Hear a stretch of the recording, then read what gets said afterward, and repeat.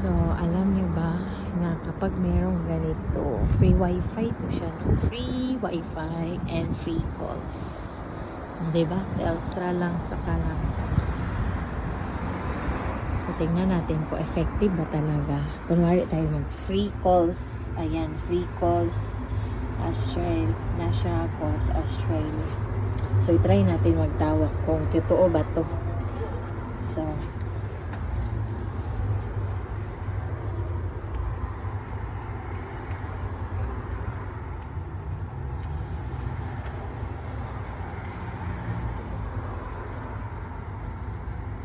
call.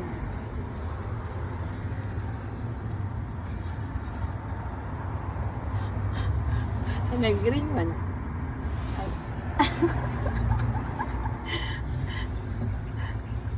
Fake news eh, dili.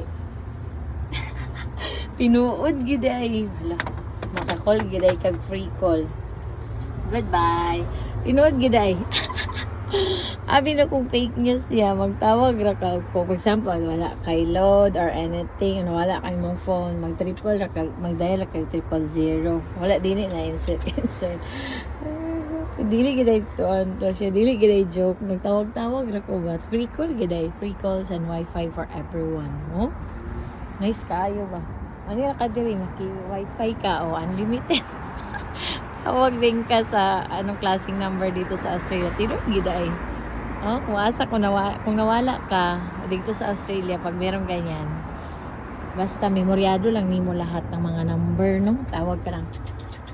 Oh, kahit cellphone pa yan or landline, direct na yan. For example, cellphone 04, depende kung 04, ganun, 0, ganun. Diretso na ang mobile number, i-type niyo nakatawag. Sa akong gitry ka ganyan. Syempre, wala na akong ipatkita ka ang number, no? Tinood gid ay dili fake news. Maka-amazing ka talaga, Australia. Napaka-amazing. Akong gitry kung fake news, legit gid ay siya, no? Thank you, Australia. Napaka-amazing mo talaga.